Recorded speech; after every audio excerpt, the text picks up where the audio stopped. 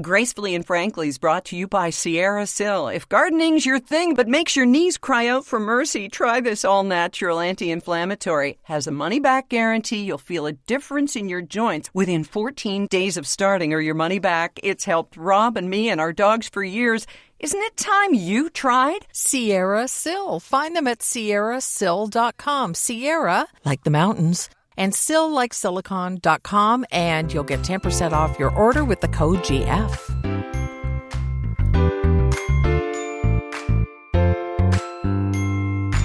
Episode 69 and feeling fine. Hello, my friend. It's so good to talk to you again. Were you going to rhyme the whole day? Oh, God. Yeah, no. I don't have a problem, but...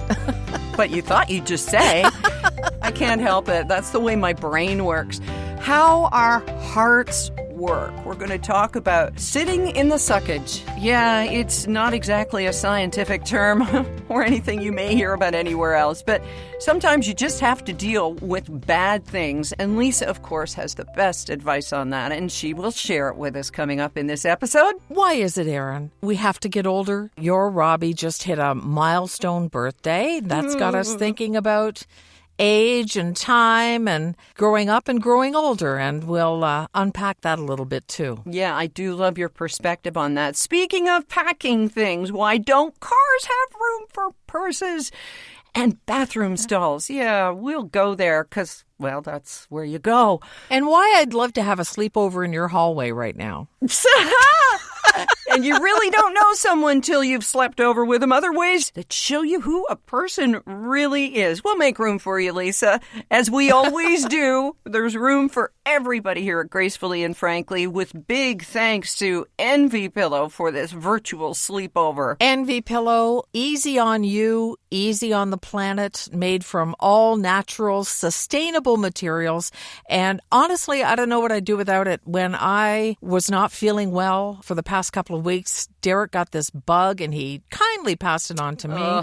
It's just a comfort. Everybody loves to curl up with their pillow, but the Envy Pillow, with the way it's made in a V, so your head is cradled, and it really makes you feel good that they stand behind it, to the point where they will give you 90 days. You have 90 full days to decide if it's right for you, and if not, they'll clean it and donate it. You'll get money back. Yeah. So go to Envy Pillow. Everybody envies your pillow at envypillow.com and use the code GF on your purchase. I kind of love that their trial period lasts longer than marriages on The Golden Bachelor.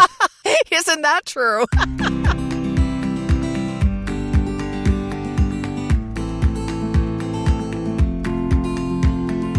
Oh, it's good to be back. And thanks again, Lisa, for putting together episode 68 for us with best ofs from the year so far. So let's get doing some more stuff that's best of worthy. I mean, we like to think it all is. Yeah, exactly. If you ask us. So how was the trip? I mean, how do we start? You know, you were gone for 10 days. Mike Cooper, your best radio pal, came, and Rob's 70th birthday. I mean, what did you do? Oh, we had so much fun, and I'm ashamed of myself and of Rob. Why? We just like to sit and play video poker, and it sounds pathetic, but when you truly love doing it, and you get the highs, and yeah, you get the lows, we didn't come back with more money than we left with, but we didn't hit the ATM. So to me, wow, that's kind of like, yeah. So we had a blast, and Mike Cooper being there, flying all the way there from Toronto for 4 days, he made the trip. We just laughed and won and lost and dined and just had the best time with him. And of course, we did that video, and I had this idea. I thought, what if Mike and I were in bed, and it would be a funny video? And I actually had to talk him into it. And you know me, I got so many more filters than Mike does. And the video can be seen at erindavis.com, or there's a link there to YouTube, or we can put it up again on our Gracefully and Frankly page. But gosh, that was fun. It was a lot of fun. Yeah, and it was you and Mike at your best. The outtakes are hilarious. My God. He couldn't follow a script to save his life. It's like, okay, we're going to do this and this and this. And then he just comes out with a punchline. I'm naked. You know, it's just, anyway, it was so much fun. And hearing Rob shooting it and laughing. And it's just, okay, this is is the best part of our lives right now, and we're so grateful. Friends like that you can travel with. And I've traveled with you, and you are a really good person to travel with. Well, thank you. As are you. Well, you're welcome. Even though you went through the hell of where's my suitcase, where's my bag, getting excited about it showing up, being angry. And these are the things that tell us about who a person really is, right? Right. Yeah. I remember years and years ago, Ann Landers writing about young couples getting married. Remember Ann Landers? I do. And she said, at the very least, you should see each other with your hair wet. And I thought that was hilarious. It's like, that's how you need to get to know each other before you get married. Well, it reminds me of Mrs. Maisel, where every morning before her husband woke up, she would make sure she had her makeup on and her hair done so that he thought that's what she looked like in the morning. and it reminded me of back in my quote-unquote dating days, where I would always have mints or breath spray or something on the bedside table, and I'd go to sleep with eye makeup on. I was never that organized. I just figured if you wake up and you get ugly, this is me. So, Not organized, drunk. You know that. You just fall into bed. That's more like it. And whatever you woke up with was what you woke up with. Oh, my goodness. But I didn't want to be that proverbial woman that someone chewed his arm off rather than wake her up in the morning.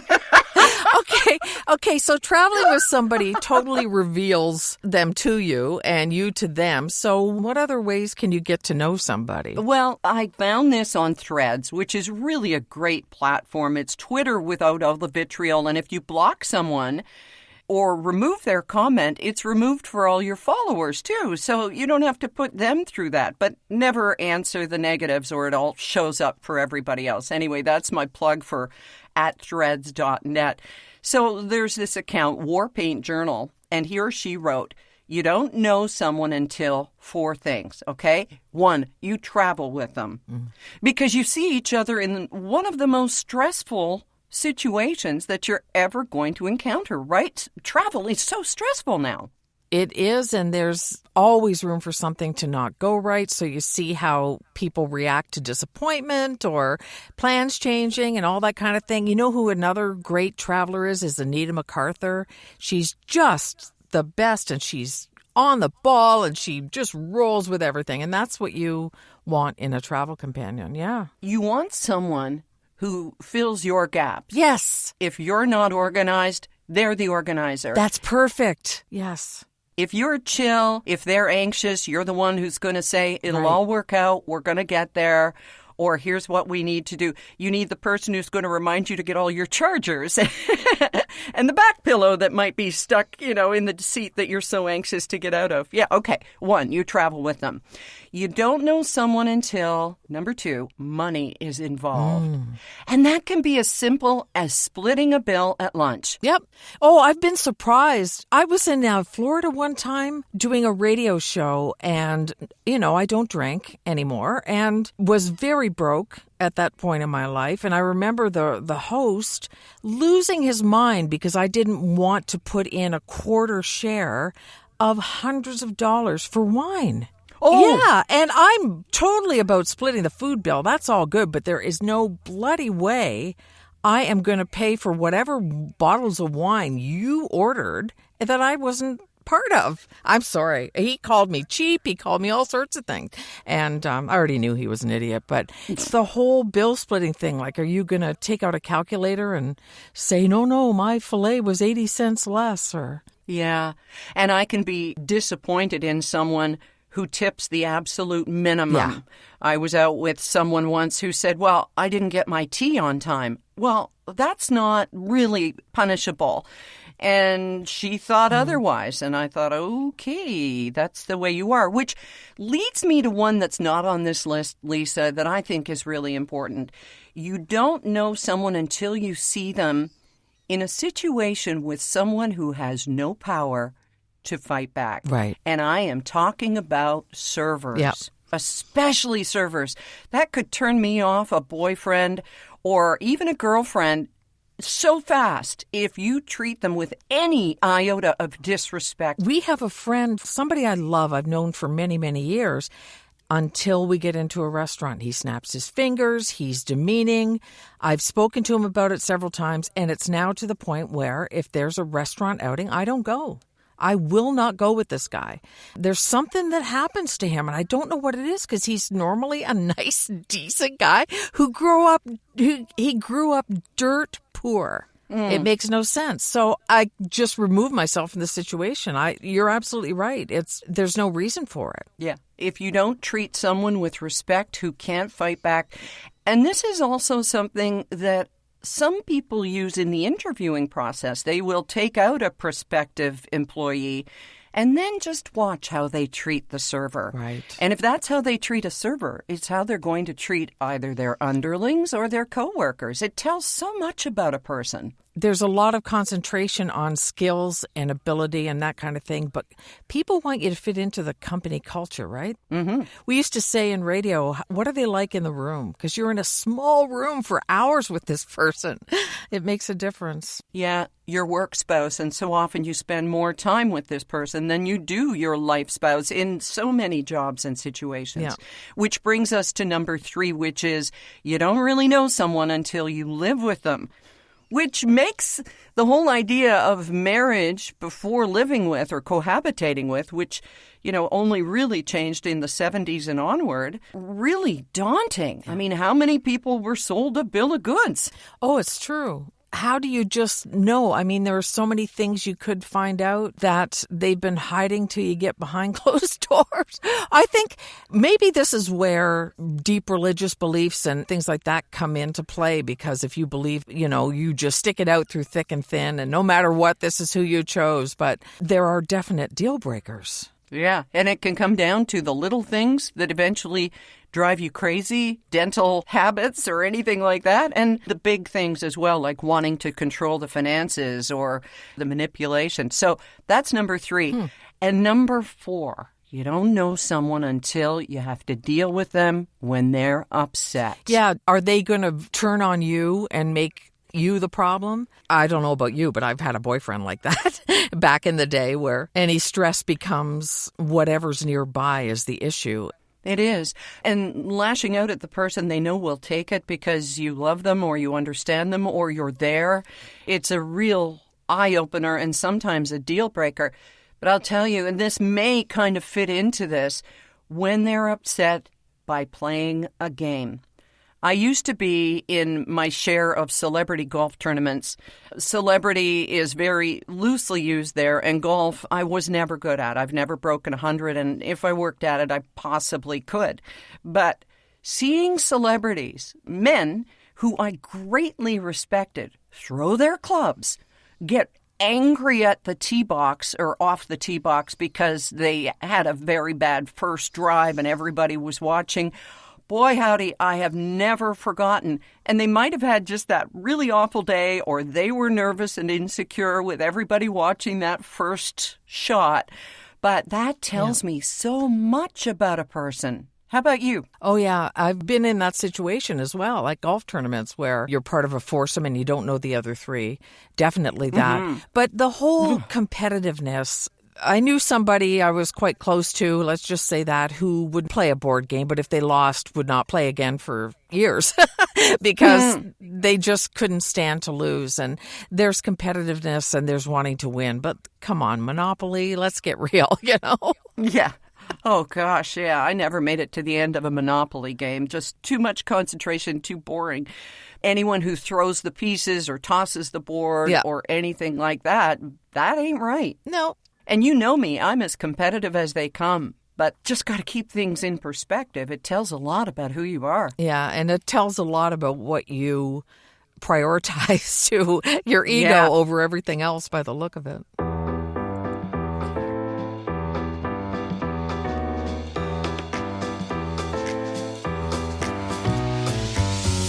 Back to Threads for a second. I found this guy named Kurt Diedrich who calls himself a poet, and he writes a lot about scotch and stuff. So that's unfortunate because, I'm sober too. Boy, aren't we exciting people. And he said these words, and they touched me more than I can possibly put into my own feeble words. But the quote was this: "The whole time I was looking for someone to grow old with until I found the one I wanted to stay young with." Oh. And that has hit me so hard with Rob turning 70. I'm just, ugh. You know, I'm 9 years younger. Yeah. And it's just such a mind blast to think that, you know, this could be his last decade. But then again, Stoicism, your thing, which is becoming my thing, thank you so much, tells us that, yeah, everybody's next day could be their last. So right. Help me through this, Dr. Lisa. I'm listening. Derek isn't that far behind in age from Rob. And look how healthy Robbie is, for one thing. He's active. Yeah. He's funny as heck. He laughs. He's got a good outlook on life. He looks after himself. He's got hearing aids like I do because his hearing wasn't going so well. We know that that is very important. All signs point to the two of you having many, many, many years still to come. But, you know, one of the things that I said to a friend who was turning, I think, 55 and freaking out about it was stop doing the math. Just stop doing the math. Because you start doing the math and you think, okay, Clint Eastwood's 93. He's one of the lucky ones. Mm-hmm. You know, and you start going, wow. And then you say, what year is it now? And just don't do it. There's nothing good that can come from that. So I really think it is living in the moment and enjoying the moment so that it doesn't get past you without you noticing it. Because it's a great life. It's a great life. Yeah, we're lucky to have a great life, even with the detours and potholes. And one of them I wrote about on Monday, and we can talk about now briefly. Well, our news is that our grandkids are moving back to Ottawa, where Colin and Jane were both born and where their parents had a life before COVID hit, and they came out here for love and support and all of 4 years of us just grandparenting our brains out and doing everything that we could to, you know, really make memories with them. And we are so grateful for that time, but it doesn't mean that we're not heartbroken. And yes, we can do Zoom. And yes, thankfully, we can afford to fly east and all of those things. And so I keep gratitude in our hearts, first and foremost. But, you know, it's still, well, sucks. So... Oh, it does. It does. And we've lived long enough that we know that you have to acknowledge that it's sucking and let yourself sit in the suck for a while. Because if you just deny it, it's only going to come back and bite you in the ass. Yep. So, yeah, it sucks. It sucks. And you're allowed to have some time when you admit it sucks. It breaks my little cold rock heart to know that Colin and Jane aren't going to be there with you so much and what they're going to lose too.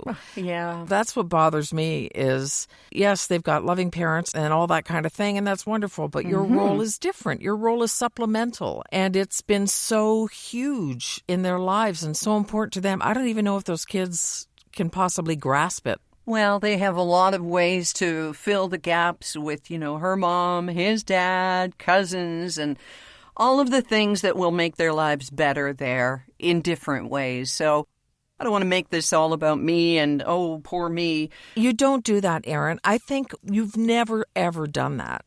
And I think what you are talking about is you don't want anybody to think that's what you're doing, because you don't. And if anybody thinks you're doing that, they're not listening. They're not paying attention because you've never been that way. Thank you. We're going to find ways to make our lives better here as well. Yep. There's also something to be said for distraction.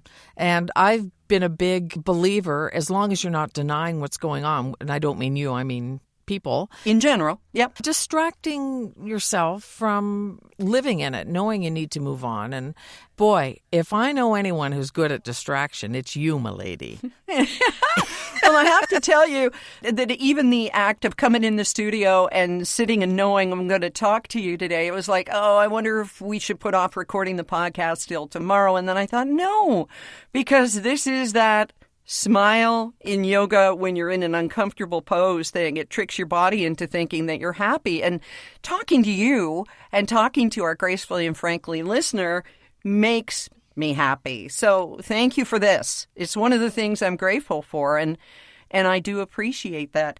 I have to tell you that when you were in Las Vegas, and one of the things that I do when you're away is I try not to insert myself into your day too much. I'll reach out and say, you know, how are things going? And I kind of get a sense of whether you're busy or whether you're chatty or whatever's going on. But I try not to just go, oh, look at me. But I never read your texts in that voice. I'm not married to you. I had this crazy whim that I just wanted to fly out there and just give you a big hug and then fly back. And probably can still do that in Victoria, but it's just there are some things that, I don't know, you just feel like you should be face-to-face for. So. And I love that. And you know what? Our trips to Ontario to see the kids, even though you're in southwestern Ontario, you will be on the Google map in our rental car. Awesome.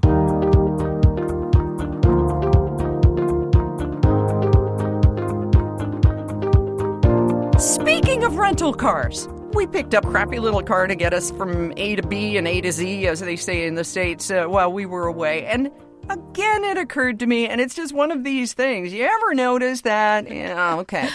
Why is it that there is never room in a car, almost any model, from the highest luxury to the lowest budget discount car, there's never room for your purse?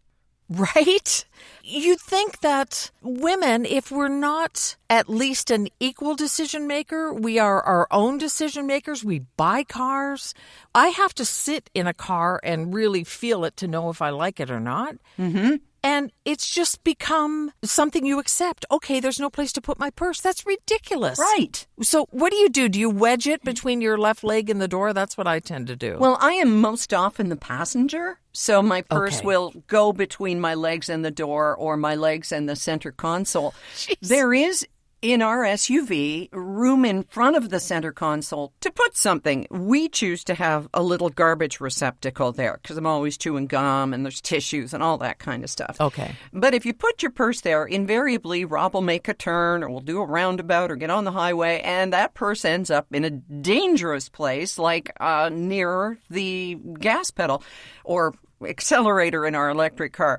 But you know what I mean? It's just not a place that a purse should be. They're making room for the biggest drink cups on the planet so that everybody can have their big gulp and everything in the cars. But what about purses? When we, women, drive a lot of vehicle purchases, like 50% of the drivers on the road, and we're said to control the majority of vehicle purchases.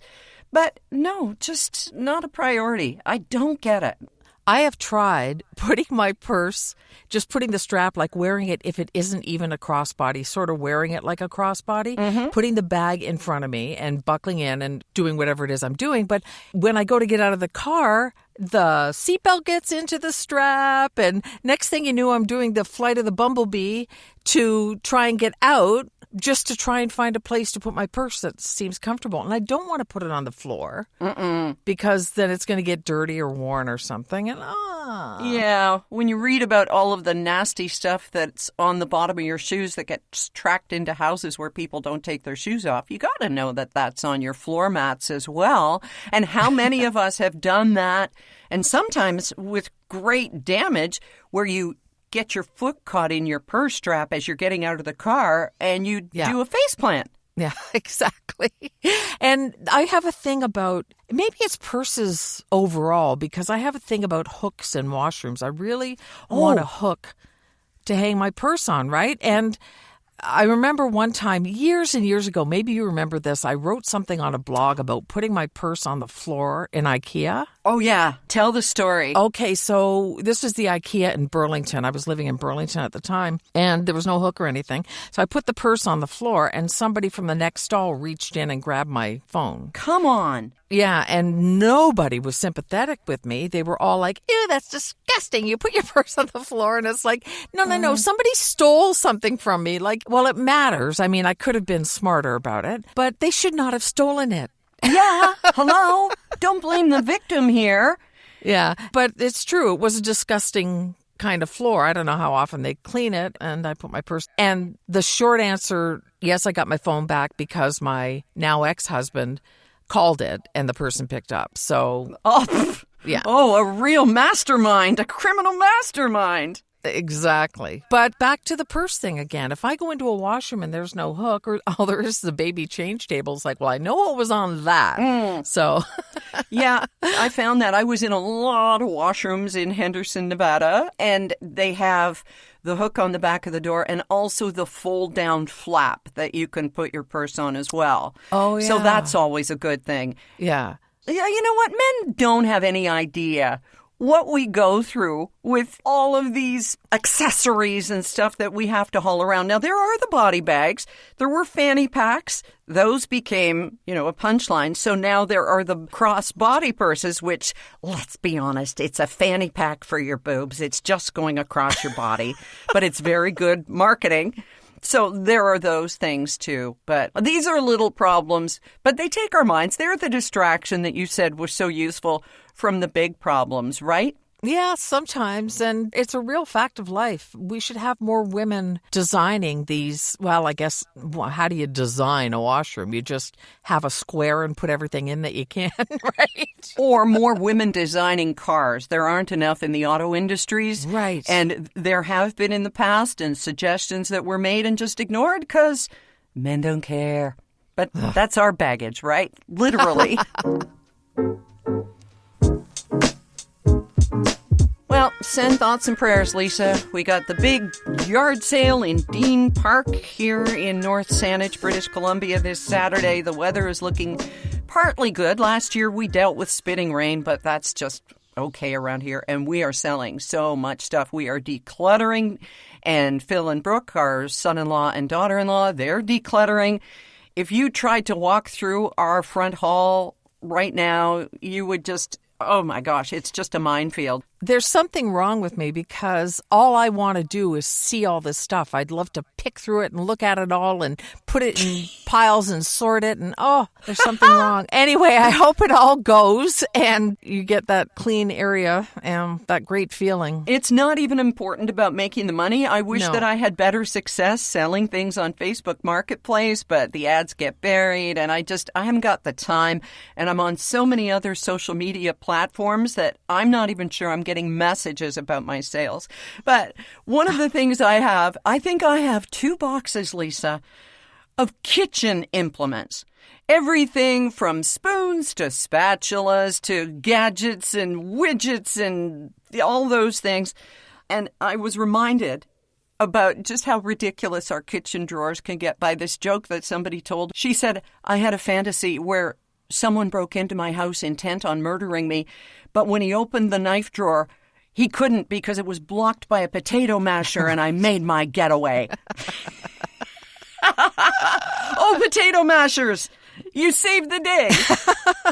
Hey, we want to thank somebody else for saving the day here. As always, of course, Envy Pillow, Kim and Kathy, we're so grateful to them. But Sierra Sill, I'm excited because my voice is getting high, but you and Derek, your husband who started it, about 3-4 weeks ago? Yeah. He's noticing a difference in his joint pain. He is, and I'll tell you, it's one of those things where you just go, wow, this has changed. So he's in a family band, and they had a big rehearsal on the weekend, and he usually comes home and walks around like Fred Sanford for the next 2 or 3 days from standing. Yeah, that's a reference from Sanford and Son, the sitcom in the 1970s starring Red Fox. I'm coming, Lisbeth. But he sat down, came home, and, of course, he's tired the drive up and back. And he said, my feet do not hurt for the first time since we started doing this. And it's usually his ankles, and he does have arthritis in the one toe. No pain. Wow. No pain. And the only thing he's doing differently is Sierra Sill, and he's taking it exactly as directed, as often as he's supposed to, and he's absolutely thrilled. Good. Yep. So Go to sierrasil.com, read more about it, and the results speak for themselves, but sometimes you have to hear about it too. So thank you to Michael Bentley and the folks at Sierra Sil. Didn't mean to add an extra ad for it, but it comes from the heart. It is. It's the truth. It is. And you always feel like a hug. Thank you, Lisa, and we'll talk to you again next week, okay? You bet. Great to hear your voice. Have a good one.